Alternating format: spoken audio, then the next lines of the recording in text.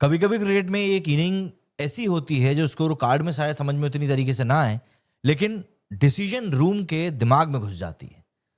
रायपुर में न्यूजीलैंड के खिलाफ ईशान किशन ने एग्जैक्टली वही किया है। और इस इनिंग के बाद में टीम इंडिया का थिंक टैंक और खास करके गौतम गंभीर चैन से नहीं सो पाएंगे। कॉन्टेक्स्ट को समझिए। टारगेट था 209 का, स्कोर हो चुका था 6 रन पे 2 विकेट का। संजू सैमसन पहले ओवर में निकल गए, अभिषेक शर्मा दूसरे ओवर में चले गए। एंड ये वही मोमेंट होता है जहां पर मैच हाथ से निकलने लग जाता है, स्पेशली तब जब आप 209 रनों का एक बड़ा टारगेट चेज कर रहे हो। लेकिन यहां पर क्रीज पर आता है एक लड़का जिसको सिस्टम ने कहीं ना कहीं पिछले कुछ महीनों में ऑलमोस्ट भुला दिया था। ऐसा भुला दिया था कि लगने लगा था कि यार इस लड़के ने 200 मारी है ओडीआई में, उसके बाद उसके साथ आप ऐसा कर रहे हो। लेकिन ईशान किशन ने सैयद मुश्ताक अली और डोमेस्टिक में अच्छा परफॉर्म किया। नंबर 3 पे तिलक वर्मा की चोटिल होने के बाद ईशान किशन को मौका मिला।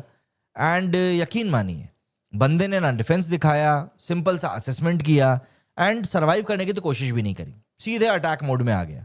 एंड ये अटैक ब्लाइंड नहीं था, कैलकुलेटेड था। ऑफ साइड से शुरुआत हुई, फील्ड को खोलना पड़ा एंड बॉलिंग प्लान्स को तोड़ डाला। सिर्फ 21 बॉल में 50 मार दी पावर प्ले के अंदर, 9 चौके 2 छक्के। एंड जब पेडल दबाया तो पूरा न्यूजीलैंड बैकफुट पर चला गया। फाइनल स्कोर रहा 76 ऑफ 32 बॉल्स, 11 चौके मारे, 4 छक्के मारे। स्ट्राइक रेट रहा 237.5 का। ये इनिंग नहीं थी बल्कि ये मोमेंटम का हाईजैक था। एंड इस इनिंग की सबसे बड़ी बात क्या थी जानते हैं?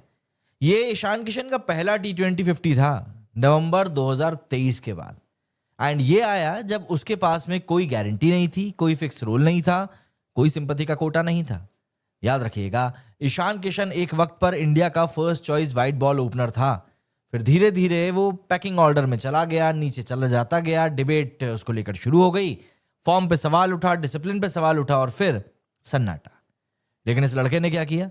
डोमेस्टिक क्रिकेट में लौट के गया, सैयद मुश्ताक अली ट्रॉफी खेला, झारखंड को टाइटल जिताया, रन्स ठोके और सिर्फ रन्स नहीं बनाया बल्कि खुद को जवाब दिया।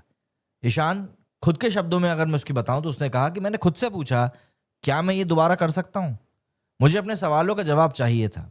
ये लाइन बहुत हैवी है, क्योंकि जब क्रिकेटर अपने लिए खेलता है ना, तब वो प्रेशर में भी फियरलेस हो जाता है। और रायपुर में उसी का प्रूफ हमको मिला है। इस जोड़ी ने जब टॉप एज पर आउट किया तो क्रीज पर सूर्यकुमार यादव खुद चलकर आए एंड ईशान को एक हक किया। वो हक सिर्फ एप्रिसिएशन का नहीं था बल्कि वो एक साइलेंट मैसेज था कि तू सिर्फ रन नहीं बना रहा है, तू मेरी कैप्टनसी को और आसान भी कर रहा है। एंड शायद यही कारण था कि उसके बाद सूर्या भी इतनी शानदार पारी खेल पाए। और यहीं से रियल टेंशन शुरू होती है।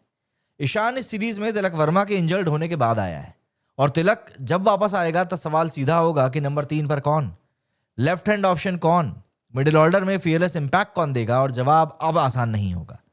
ईशान ने यह प्रूव कर दिया है कि वो सिर्फ ओपनर नहीं है बल्कि वो फ्लोटर है, वो काउंटर अटैक है, वो प्रेशर ब्रेकर है। और ये एग्जैक्टली वो चीज है जो मॉडर्न T20 टीम को चाहिए। इस इनिंग का सबसे बड़ा इफेक्ट स्कोरबोर्ड पर नहीं पड़ेगा, इसका सीधा इफेक्ट पड़ेगा सिलेक्शन मीटिंग में। क्योंकि जब एक प्लेयर कमबैक करता है ना, वो भी रिकॉर्ड तोड़ के कमबैक करता है, तो फास्टेस्ट 50 मारता है, वो मतलब मैच का प्लेयर ऑफ द मैच बन जाता है और टीम को ड्राइवर सीट पर बैठा देता है, तो उसे इग्नोर करना ऑलमोस्ट इम्पॉसिबल हो जाता है। और गंभीर जैसे कोच के लिए ये स्वीट हेडेक है। ऑप्शन बढ़ रहे हैं, रिस्क भी बढ़ रहा है, क्योंकि ये सिर्फ टैलेंट का सवाल नहीं है, ये मोमेंटम का भी सवाल है। दो दोस्तों, ईशान किशन की ये जो पारी है ना, ये सिर्फ एक कमबैक नहीं है, ये एक रिमाइंडर है कि अगर तुम किसी प्लेयर को सिस्टम से बाहर रखोगे और वो खुद को सिस्टम के अंदर बेटर वर्जन बनाकर ले आएगा, तो सिस्टम को ही एडजस्ट करना पड़ेगा। एंड आज टीम इंडिया का थिंक टैंक उसी एडजस्टमेंट के प्रेशर में है।